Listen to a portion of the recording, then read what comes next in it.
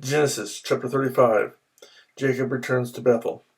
Then God said to Jacob, "Go up to Bethel and settle there and build an altar there to God, who appeared to you when you were fleeing from your brother Esau." So Jacob said to his household and to all who were with him, "Get rid of the foreign gods you have with you, and purify yourselves, and change your clothes. Then come, let us go up to Bethel, where I will build an altar to God, who answered me in the day of my distress, and who has been with me wherever I have gone." So they gave Jacob all the foreign gods they had, and the rings in their ears, and Jacob buried them under the oak at Shechem.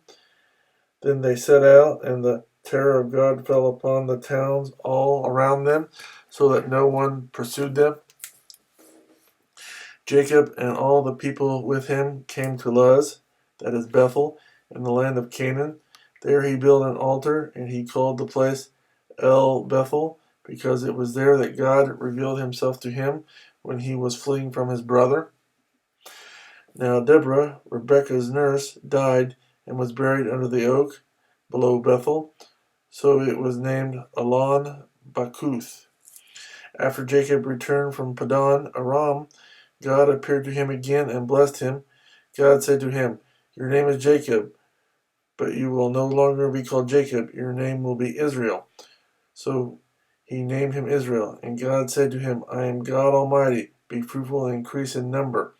A nation and a community of nations will come from you, and kings will come from your body. The land I gave to Abraham and Isaac, I also give to you, and I will give this land to your descendants after you." Then God went up from him at the place where he had talked with him. Jacob set up a stone pillar at the place where God had talked with him, and he poured out a drink offering on it. He also poured oil on it. Jacob called the place where God had talked with him Bethel. The deaths of Rachel and Isaac. Then they moved on from Bethel. While they were still some distance from Ephrath, Rachel began to give birth and had great difficulty. And as she was having great difficulty in childbirth, the midwife said to her, "Don't be afraid, for you have another son." As she breathed her last, for she was dying, she named her son Ben-Oni, but his father named him Benjamin. So Rachel died and was buried on the way to Ephrath, that is, Bethlehem. Over the tomb Jacob set up a pillar, and to this day that pillar marks Rachel's tomb.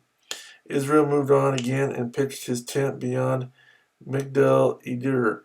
While Israel was living in that region, Reuben went in and slept with his father's concubine Bilhah, and Israel heard of it.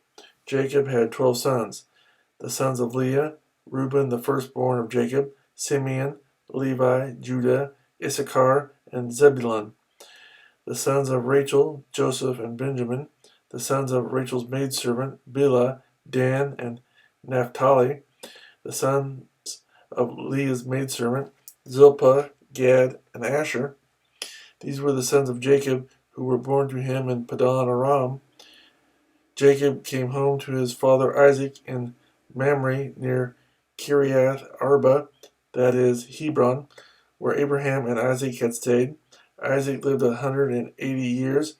Then he breathed his last and died, and was gathered to his people, old and full of years. And his son Esau and Jacob buried him.